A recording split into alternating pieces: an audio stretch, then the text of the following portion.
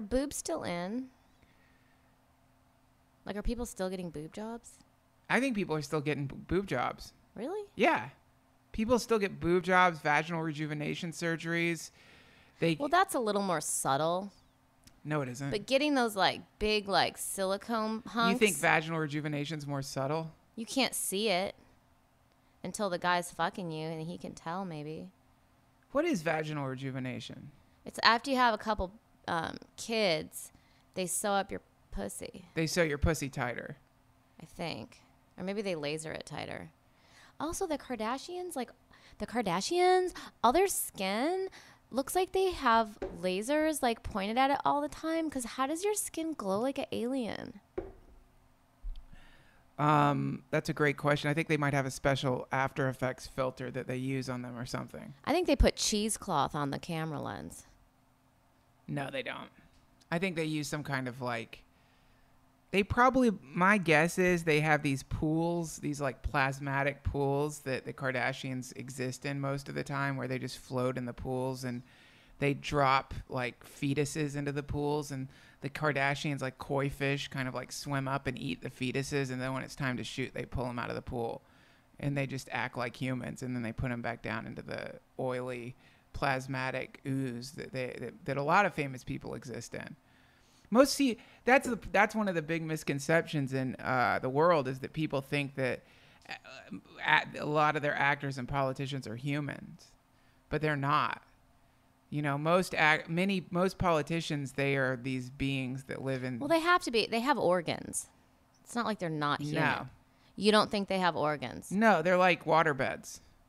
They just are these kind of like... Have you ever seen an amoeba? That's what they're like. They just assume a human form when it's time to make shitty television, and then they drift back down into their pools. They get fed by these space farmers. They get thrown fetuses, baby fetuses, Iraqi baby tissue, mother's tears. That's like their treat, is mother's tears. What they do is like they create famines in parts of the world. And then what you'll never know is these tear harvesters come down and they soak up the like Somalian women's tears. And then they pour that into the open birds' mouths of people like Rumsfeld and Cheney. And that's what keeps them going. This is all in there. This is all on Wikipedia. I've seen it. My uncle was a Somali tear farmer. Would you put the Kardashians in that pool as well? Yeah, it's all the same pool. It's like this one giant, it's under the Pentagon. It's about the size of 30 Olympic-sized swimming pools.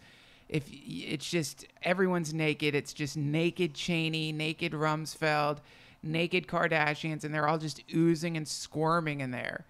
And then when you come... You think Katy Perry's in there? Totally.